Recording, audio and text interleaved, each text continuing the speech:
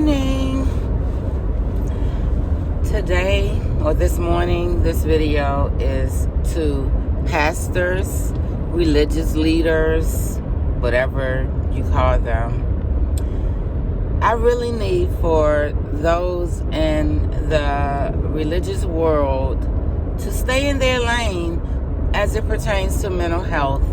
So I get a communication from a 21-year-old girl who is having some struggles with mental health, but she graduated college. She's doing the right thing. She has a plan and a purpose for her life, but she has some struggles with mental illness. And like many of us, she turned to her church. And if you are not trained in mental health and your member, parishioner, whatever, come to you, then maybe you need to let them know that I can guide you or counsel you in a spiritual realm, but the kind of help that you need is outside my level of expertise. That's perfectly fine. Maybe you can help find the appropriate mental health personnel, but when you step in and you tell people that it's not happening, what you are feeling is not happening, you're doing a disservice. This young lady was in complete meltdown mode, ready to commit suicide, and that is so triggering for me. It's just sad that there are some ministers in this world who feel like they are so godlike that they can do everything, when most of them didn't even go to any kind of school to be a minister. You wouldn't tell a person having a seizure that you can do their brain surgery if you're not a brain surgeon. So we really need to treat mental health. It's still a medical condition, even though it's mental health. And if you don't have the necessary background, the necessary training, then it's okay to say that you can't help in that area. But it's not okay to tell people to act as if God only blesses and works through ministers.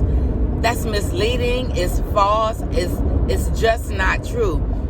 Because just as God put fantastic leaders in our place, in our space, He also put fantastic doctors and lawyers and engineers and everything, accountants, everything. He put those in our space too.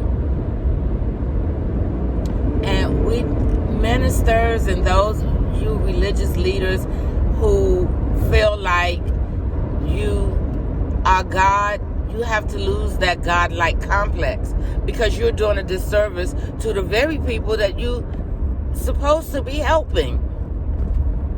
It bothered me so much that she kept contemplating suicide because she didn't get the help that she needed from the minister that she thought could help her.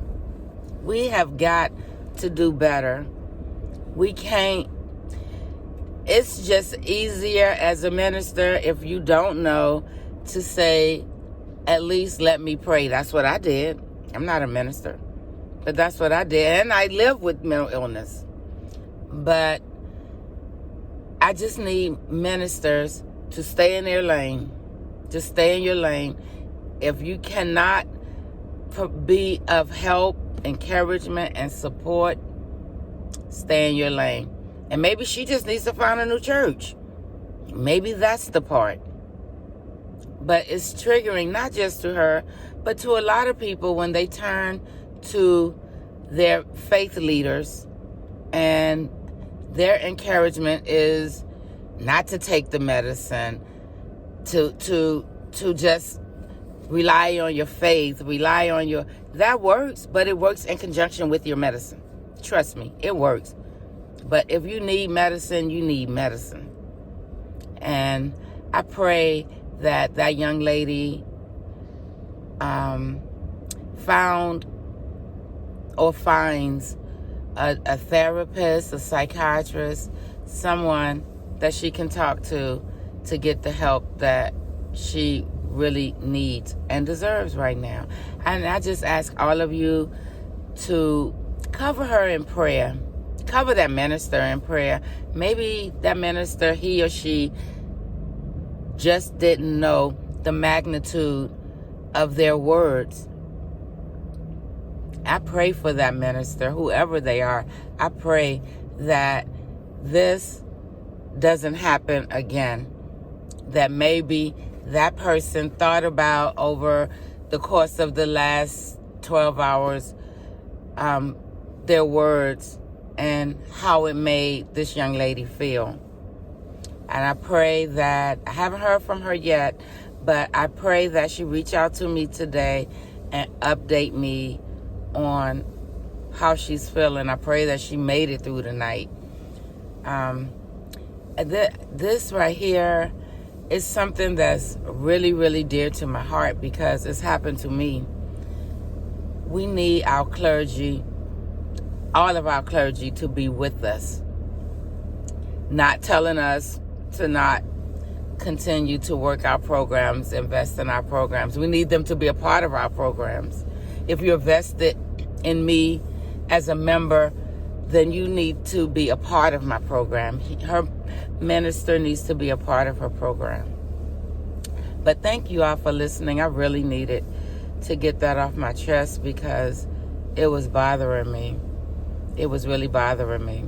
And I hope that these clergy people will just do better.